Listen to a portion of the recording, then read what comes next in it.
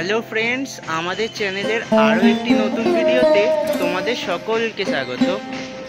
মন্দিরের নগরী কালনা কেবলমাত্র তার টেরাকোটা কাজের জন্যই বিখ্যাত নয়, এটি বৈষ্ণব ধর্মক্ষেত্রেরও একটি অন্যতম স্থান।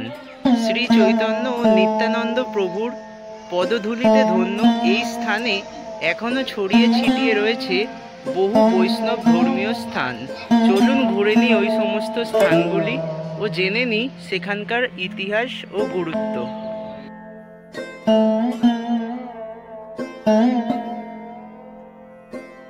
কলকাতা থেকে মাত্র ৮০ কিলোমিটার দূরত্বে অবস্থিত অম্বিকা কালনা শহর একদিনের ঘুরতে যাওয়ার একটি চমৎকার স্থান। অম্বিকা কালনা আসার সবথেকে সহজ উপায় হল ট্রেন পথ।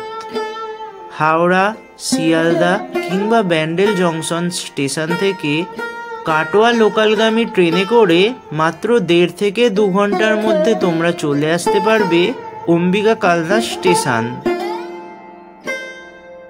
স্টেশনের ১ নম্বর প্ল্যাটফর্ম থেকে বেরোলেই তোমরা অটো বা টোটো করে এই সমস্ত দ্রষ্টব্য স্থানগুলি খুব সহজেই ঘুরে নিতে পারবে।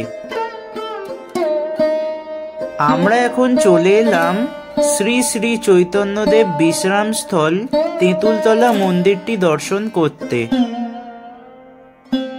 এই তেঁতুলতলা মন্দিরের গুরুত্বের কারণ হল একদা শ্রী চৈতন্যদেব শান্তিপুর থেকে নৌকা যোগে কালনায় এসে পৌঁছেছিলেন। তখন তিনি এই স্থানে একটি বৃক্ষের তলায় আশ্রয় নিয়েছিলেন। বর্তমানে এই গাছটির বয়স ৫০০ বছর এবং এই গাছটির নিচে একটি ছোট্ট মন্দিরে তোমরা দেখতে পাবে শ্রী চৈতন্য চরণ যুগল, যা এখনো ভক্তি ও শ্রদ্ধার সাথে পূজিত হয় কালনাবাসীদের কাছে।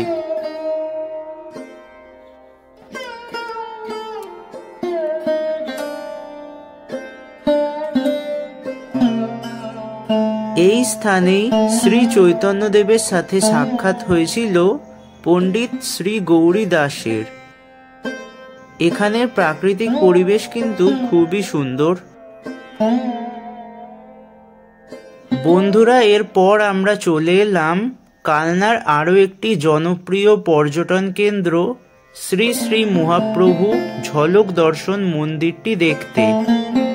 মন্দিরের এমন নামকরণের পেছনের ইতিহাস খুবই গুরুত্বপূর্ণ। চৈতন্য লীলায় মুগ্ধ গৌরীদাস পণ্ডিত শ্রী চৈতন্যর কালনা ত্যাগের সময় তাকে বাধা দেন। তখন শ্রী চৈতন্যদেব গৌরীদাসকে বলেন মন্দিরে নিমকাঠের গৌড় ও নিতাইয়ের মূর্তি তৈরি করতে। শ্রী চৈতন্যর কথা মতো গৌরীদাস পণ্ডিত তাই করেছিলেন। তবে পরে এক সময় মন্দির থেকে অতি জাগ্রত মূর্তিদ্বয় উধাও হয়ে গিয়েছিল এবং অনেক কষ্টে গৌরীদাস সেই মূর্তিদ্বয় খুঁজে পেয়েছিলেন। তারপর থেকেই মন্দিরে ঝলক দর্শনের প্রথা প্রচলন আছে। একবার মন্দিরের দরজা খোলা হয় এবং পরক্ষণেই তা বন্ধ করে দেওয়া হয়। ভোগ দেবার পর আরতির সময় আপনাকে ঝলক দর্শন করতে হবে।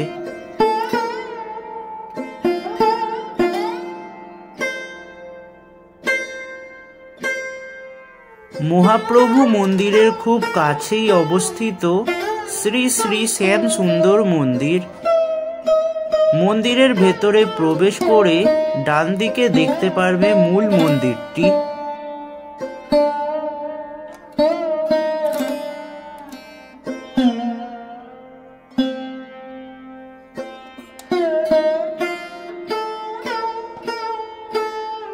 মূল মন্দিরের সামনেই একটি নাট মন্দির আছে।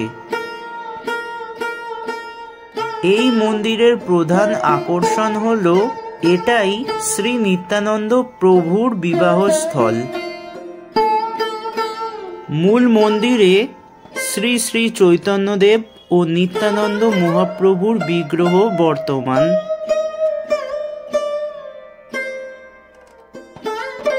মূল মন্দির থেকে কিছুটা দূরে রয়েছে একটি বাঁধানো কুল গাছ, যেখানে নিত্যানন্দ মহাপ্রভুর বিবাহ হয়েছিল শ্রী সূর্যদাস সরখেলের দুই কন্যা জাহ্নবী এবং বসুধার সাথে। এই মন্দিরের জনপ্রিয়তা তেমন না থাকলেও মন্দিরের গুরুত্ব অপরিসীম।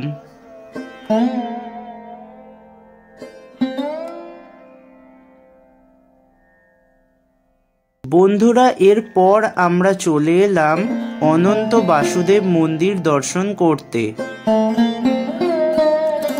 1754 সালে বর্ধমানের রাজা তিলক চাঁদ এই মন্দিরটি প্রতিষ্ঠা করেন। অতি প্রাচীন এই মন্দিরের স্থাপত্য শৈলীতে নজর পড়ে বিশাল আকৃতির আটচালা। এই মন্দিরে দ্বীপ্রহরে ভোগের ব্যবস্থাও আছে। ভোগের জন্য সকাল 11টার মধ্যে মন্দিরে যোগাযোগ করলেই হবে। মন্দির প্রাঙ্গণ খুব সুন্দরভাবে রক্ষণাবেক্ষণ করা হয় এবং মন্দিরের এক অংশে একটি গোশালাও আছে। বন্ধুরা, আশা করছি আমাদের আজকের এই ছোট্ট ভিডিওটি তোমাদের ভালো লেগেছে।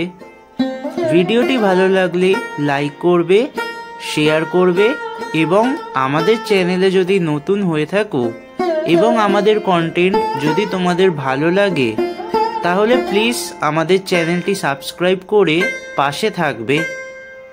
দেখা হচ্ছে পরের ভিডিওতে নতুন কোনো টপিক নিয়ে।